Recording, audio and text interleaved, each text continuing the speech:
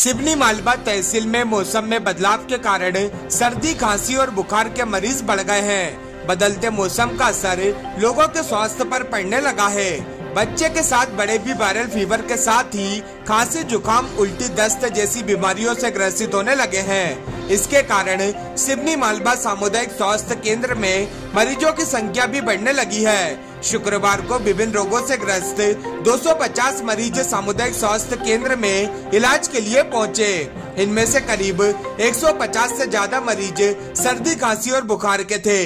बीते एक पखवाड़े की बात करें तो सर्दी, खांसी और बुखार के मरीजों की संख्या लगभग 450 रही। उससे पहले के पखवाड़े में यह आंकड़ा 200 रहा था। शनिवार को जनरल ओपीडी में सुबह से मरीजों की लाइन लगी रही।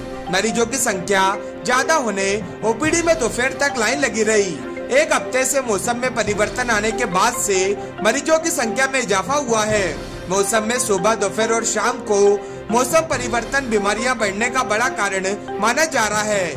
बीएमओ डॉक्टर कांति बाताव ने बताया कि मौसम में परिवर्तन की वजह से मरीजों की संख्या बढ़ी है। इस मौसम में मौसमी बीमारियों का प्रकोप बढ़ता जाता है, इसलिए लोग सावधानी बरतें। घर के आसपास पानी का जमाव नहीं होने दें। वर्षा में हुए जल भराव के कारण मच्छर पनपते हैं और बीमारियां फैलाते हैं। पीने के पानी को लेकर विशेष ध्यान रखें। वहीं ठंड के मौसम में हार्ट अटैक की संभावना अधिक रहती है, इसलिए सावधानी बरतें। मौसम के परिवर्तन होने के साथ साथ जिस हिसाब से सर्दी जुकाम के मरीज तो बढ़ ही रहे हैं।